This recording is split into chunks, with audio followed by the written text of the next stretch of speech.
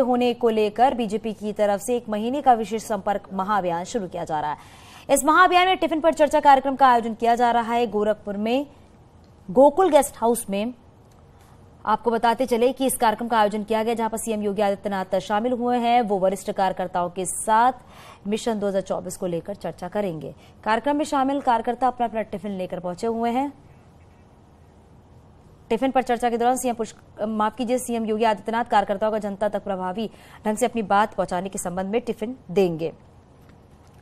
तस्वीरें आप देख रहे हैं, ये मंच की तस्वीर जहां पर सीएम योगी आदित्यनाथ मौजूद है।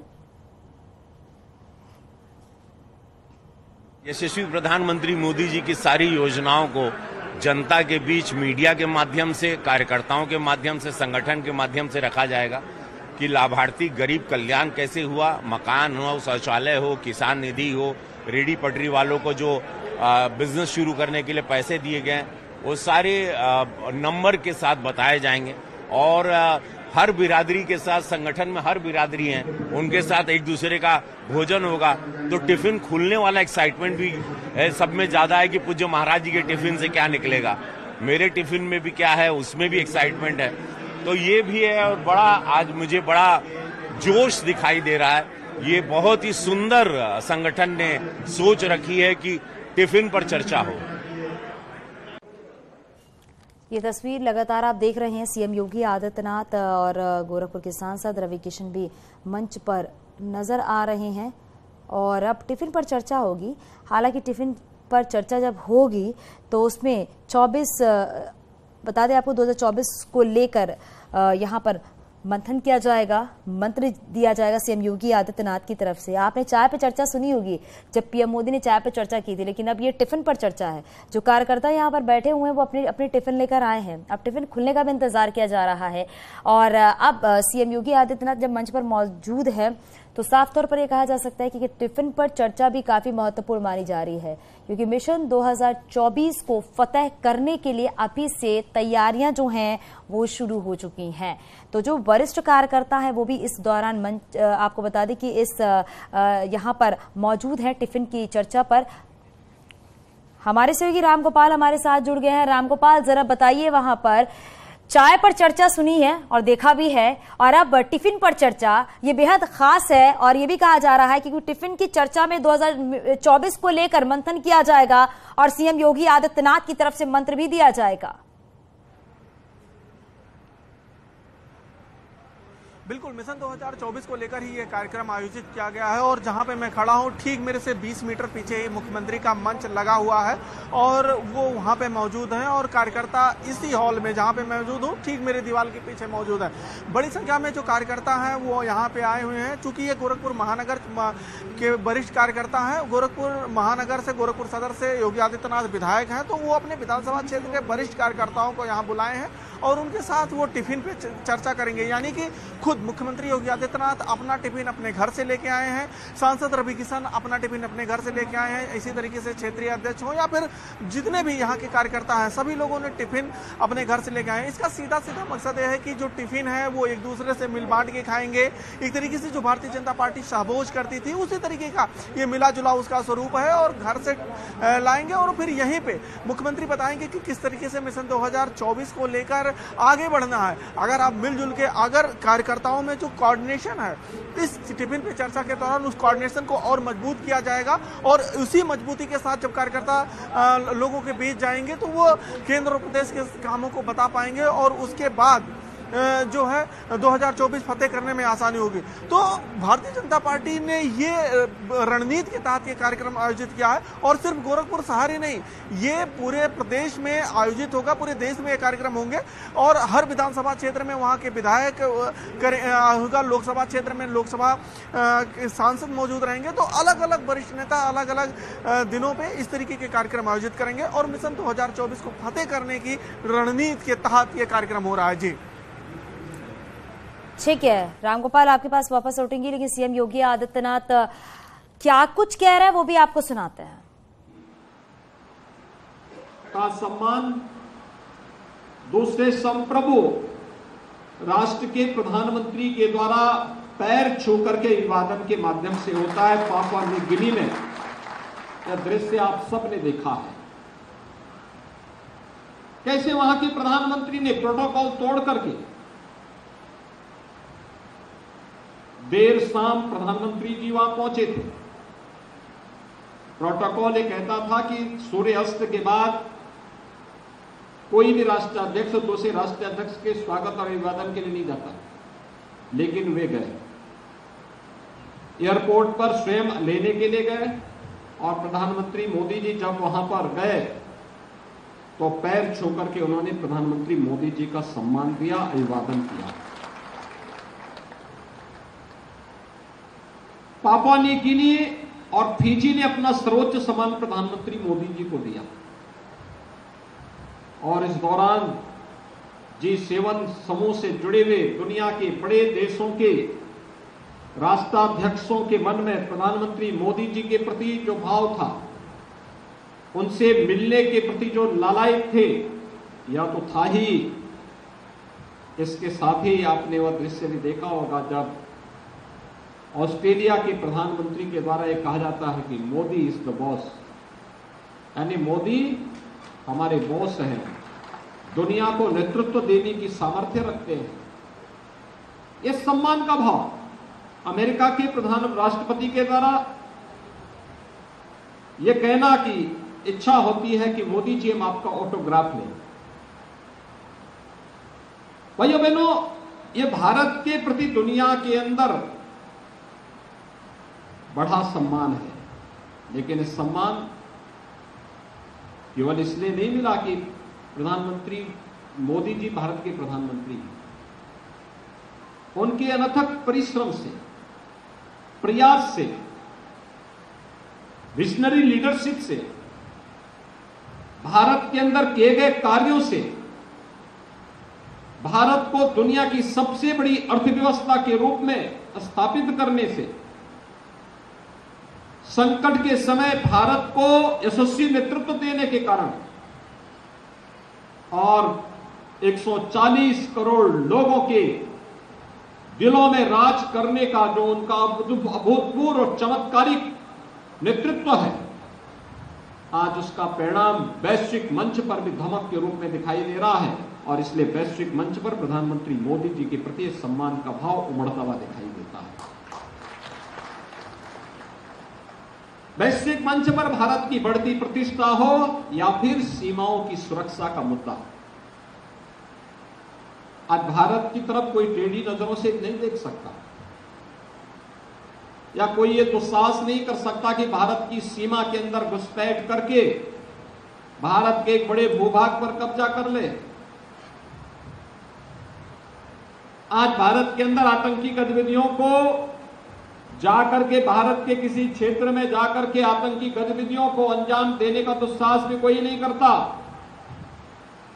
अगर कहीं कोई घटना घटित होती है और अगर दूर दूर तक भी उस आतंकी का कोई संबंध किसी देश से है, वो देश सफाई देने लगता है पहले कि नहीं, हमारा कोई इसमें भूमिका नहीं है, क्योंकि उसे मालूम है भारत अपने स्वाभिमान और अपने सम्मान की रक्षा करना सीखा है प्रधानमंत्री मोदी जी के नेतृत्व में। याद करिए 2014 के पहले भारत के अंदर आंतरिक सुरक्षा की स्थिति कितनी खराब थी। कश्मीर में उग्रवाद था, पूर्वोत्तर के राज्यों में अलगाववाद था, देश के 12 से 15 राज्य ऐसे थे जिनमें नक्सलवाद चरम पर था, नक्सली गतिविधियां लगातार घटित हो रही थी। आज कश्मीर में धारा 370 समाप्त हुई, शांति और सौहार्द का एक नया माहौल जम्मू कश्मीर के अंदर देखने को मिल रहा है। विकास के पथ पर अग्रसर जम्मू कश्मीर हम सबके सामने है।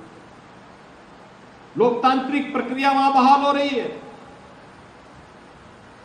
पंचायत चुनाव में बेहतरीन परिणाम आए, लोगों ने बढ़ चढ़ करके भाग लिया। उग्रवादी समूह के द्वारा चुनाव बहिष्कार की घोषणा के फलस्वरूप बहुत आयत लोगों ने चुनाव की प्रक्रिया में भाग लेकर के भारतीय जनता पार्टी के समर्थन में भी बड़े पैमाने पर वहां पर समर्थन देखते हुए हम सबने महसूस किया है। जम्मू कश्मीर में भारतीय जनता पार्टी के पार्षद जीते भारतीय जनता पार्टी के डिस्ट्रिक्ट बोर्ड के मेंबर जीते। यह एक कल्पना थी, लेकिन यह वास्तविकता में बदली है पिछले 9 वर्ष के अंदर जम्मू कश्मीर के अंदर हुए विकास कार्यों के कारण। भाइयों बहनों, पूर्वोत्तर के राज्यों में आज आप देखेंगे अरुणाचल प्रदेश में भारतीय जनता पार्टी की सरकार, त्रिपुरा में भारतीय जनता पार्टी की सरकार, मणिपुर में भारतीय जनता पार्टी की सरकार, असम में भारतीय जनता पार्टी की सरकार और नागालैंड और मेघालय में भी भारतीय जनता पार्टी के सहयोग की सरकार है। कोई कल्पना कर सकता था जिस पूर्वोत्तर के राज्यों में परमिट लेकर के जाना होता था, आज उन पूर्वोत्तर के राज्यों में भारत के प्रति किस प्रकार का सम्मान का भाव पैदा हुआ है। हर पूर्वोत्तर का नागरिक अपने आप को भारत का नागरिक मानकर के भारत की सुरक्षा के प्रति पूरे मजबूती के साथ लग करके काम कर रहा है और भारतीय जनता पार्टी वहां पर लगभग सभी राज्यों में अपनी सरकार बनाई हुई है। नक्सलवाद कमोवेश 1-2 राज्यों को छोड़ दें तो पूरे देश से समाप्त हो चुका है। आज नक्सली घटनाओं पर लगाम कसा गया है, विकास हुआ है।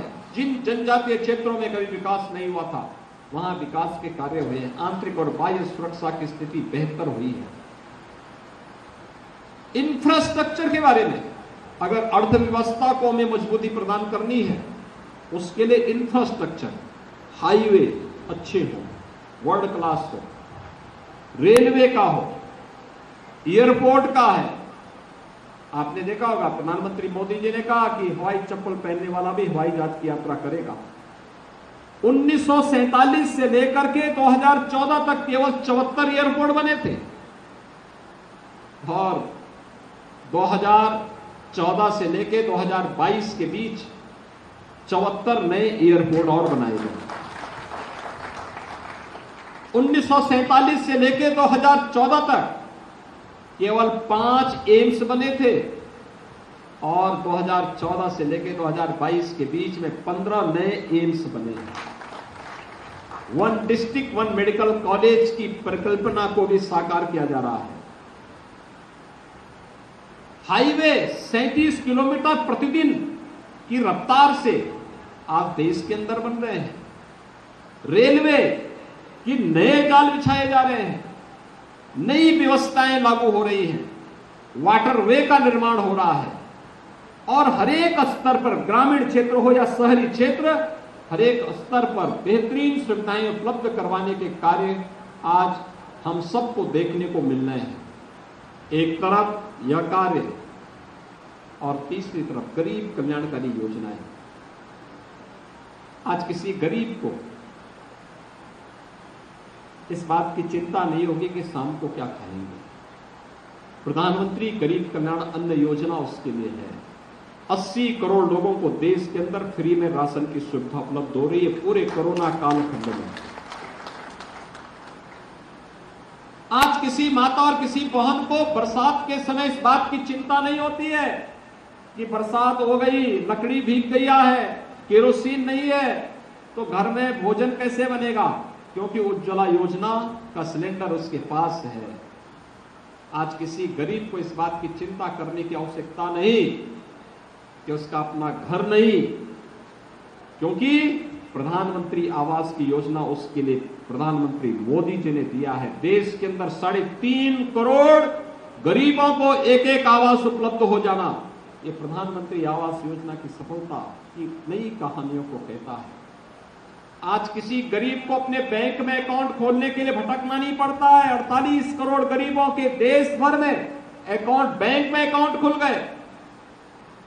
आज किसी गरीब को इस बात की चिंता नहीं होती है कि मैं अगर किसी कार्यालय में जाऊंगा पैसा लेने के लिए, अपना भुगतान लेने के लिए, तो पैसा कटौती करेंगे, क्योंकि अब तो नकद लेन देन ही बंद है। अब जो भी पैसा जाएगा वह लाभार्थी के खाते में जाएगा और खाते से अगर कोई घूस लेगा तो जेल जाने का उसका रास्ता साफ हो जाएगा। जेल जाने की एक सीढ़ी उसने चढ़ दी है, तय है। किसी गरीब को इस बात की चिंता नहीं होगी कि मेरा परिवार का सदस्य बीमार हो गया है, क्योंकि देश के अंदर 50 करोड़ गरीबों को आयुष्मान भारत की 5 लाख रुपए की स्वास्थ्य बीमा का कवर भी प्रधानमंत्री मोदी जी ने दिया है। भाइयों बहनों, ऐसी कोई योजना नहीं और किसी भी तबके के लिए नहीं, क्या नौजवान हो, क्या किसान हो, क्या महिलाएं हो, क्या बुजुर्ग हो, क्या श्रमिक हो, क्या निराश्रित महिलाएं हो, युवाओं के लिए प्रधानमंत्री मुद्रा योजना है, प्रधानमंत्री स्टार्टअप की योजना है, प्रधानमंत्री स्टैंड अप की योजना है, महिलाओं के लिए मातृवंदना योजना है, सुकन्या मंगला योजना है, अन्य अनेक योजनाएं उनके कल्याण के लिए, उनके वेलफेयर के लिए कार्य कर रही है। किसानों के लिए प्रधानमंत्री फसल बीमा योजना है, प्रधानमंत्री कृषि सिंचाई योजना है, प्रधानमंत्री किसान सम्मान योजना है। एक लंबी श्रृंखला श्रमिकों के लिए अनेक योजनाएं चल रही है। समाज का कोई तबका अपने आप को आज के दिन पर यह नहीं मान सकता कि शासन ने मुझे ध्यान में रख करके योजना नहीं बनाई। सबके कल्याण के लिए जो योजनाएं चलाई, गरीब कल्याणकारी योजनाओं ने देश के अंदर प्रत्येक व्यक्ति की आय को कई गुना बढ़ाने और उसके सम्मान को अभिवृद्धि करने के साथ साथ उसके सम्मानजनक जीवन जीने के लिए भी उसे प्रेरित किया है। प्रधानमंत्री मोदी जी के नेतृत्व में जो ये गरीब कल्याणकारी योजनाओं को आगे बढ़ाया है, इसीलिए 9 वर्ष के इन कार्यक्रमों को सेवा, सुशासन और गरीब कल्याण को समर्पित करते हुए भारतीय जनता पार्टी ने 1 महीने के व्यापक जनसंपर्क महाअभियान के कार्यक्रम को अपने हाथों में लिया। महानगर अध्यक्ष जी जब अपने उद्बोधन को यहां पर आपके सामने कह रहे थे, उन्होंने अपने उद्बोधन में इसी बात का उल्लेख किया। 1 महीने में 14 प्रकार के जो कार्यक्रम होने हैं, इन कार्यक्रमों के लिए हमें अपने आप को तैयार करना होगा। मोदी जी ने देश के लिए गरीबों के कल्याण के लिए योजनाएं चलाई, मोदी जी ने विकास के लिए बड़े बड़े प्रोजेक्ट दिए। और गोरखपुर में फर्टिलाइजर का कारखाना, कोई सोचता था गोरखपुर में फर्टिलाइजर कारखाना चलेगा?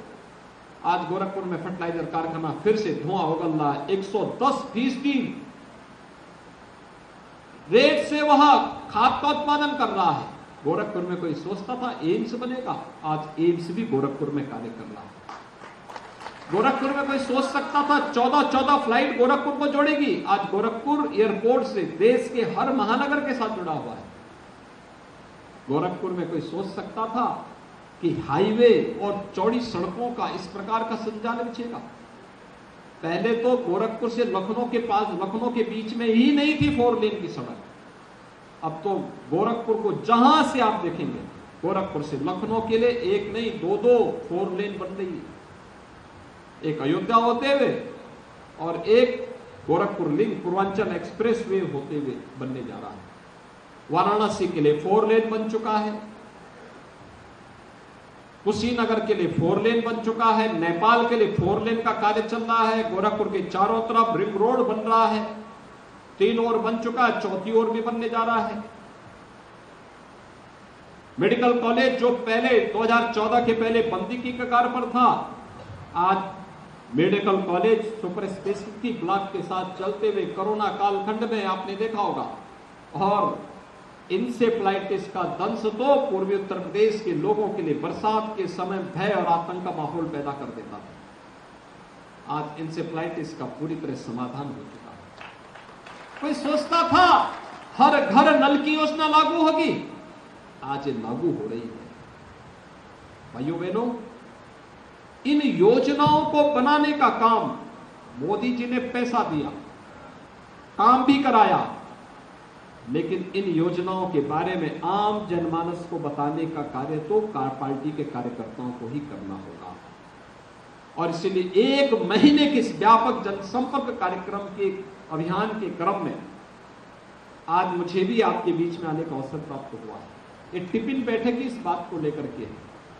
भारतीय जनता पार्टी को अन्य परंपरागत राजनीतिक दलों को, जो परिवारवादी पार्टी है, जातिवादी मानसिकता के साथ कार्य करने वाली पार्टी है, उनसे अलग हट करके अपनी एक नई पहचान बनानी है।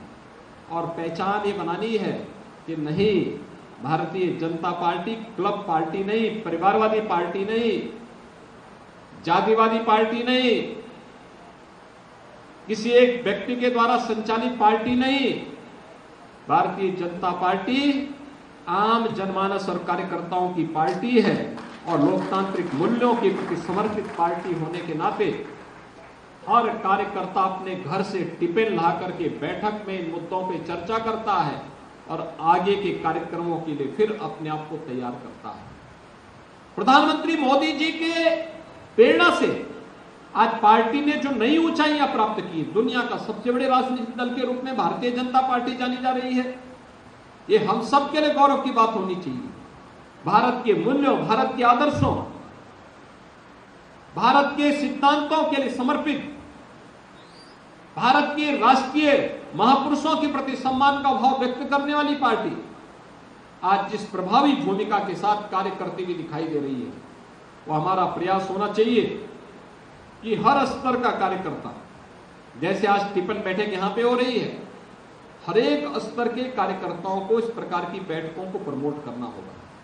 कोई भोजन अलग से व्यवस्था नहीं होगी, बल्कि हर कार्यकर्ता अपना टिफिन जो भी वो खा सकता है। अब रवि किशन को जो भोजन पसंद है, रवि किशन अपना भोजन लेके आए होंगे, हम लोगों को जो पसंद होगा हम लोग अपना लेके आए हैं, लेकिन हर व्यक्ति अपने घर से लेके आए और उसके साथ हम सब बैठ करके विचार विमर्श भी किए। इसके बाद भोजन करके फिर अगले कार्यक्रम की तैयारी। 1 महीने तक चलने वाले इन कार्यक्रमों को सफलता की नई ऊंचाइयों तक लेके जाना, घर घर तक जनसंपर्क के कार्यक्रम को करना, व्यापारिक सम्मेलन हो या प्रबुद्ध सम्मेलन हो, इन्हें सफलता की नई ऊंचाइयों तक पहुंचाना। ये सभी कार्यक्रमों को व्यवस्थित तरीके से आगे बढ़ाने का कार्यक्रम, यह इस 1 महीने के कार्यक्रम के साथ अगर हम एक्सरसाइज कर लेंगे तो फिर कहीं कोई समस्या आने वाले समय में हमारे सामने नहीं होगी। अक्सर होता है कार्य हम लोग करते हैं और श्रेय विपक्षी लोग लेने का प्रयास करते हैं। आज आप देखते होंगे बहुत सारे लोग, अब तो पहले 2017 के पहले तो कोई अयोध्या भी नहीं आता था। आज जब हम अयोध्या जाते हैं तो कहते हैं हम भी जाना चाहते थे, अब उनको सपना आता है, लेकिन उससे पहले उनको फुर्सत नहीं थी। प्रधानमंत्री मोदी जी ने काशी में काशी विश्वनाथ धाम का निर्माण करवा दिया। बहुत सारे लोग अब कहते हैं साहब हम भी करना चाहते थे, कर नहीं पाए थे। मोदी जी ने 3 साल के अंदर उसको पूरा करवा दिया, जनता को समर्पित करवा दिया। ये कुछ लोग सपनों में जीते हैं, उनको सपनों में ही फंसे रहने दो, लेकिन जमीनी धरातल पर रह करके हम इसको वास्तविक स्वरूप में आगे बढ़ाने का कार्य कर सकेंगे तो वह तभी हो पाएगा।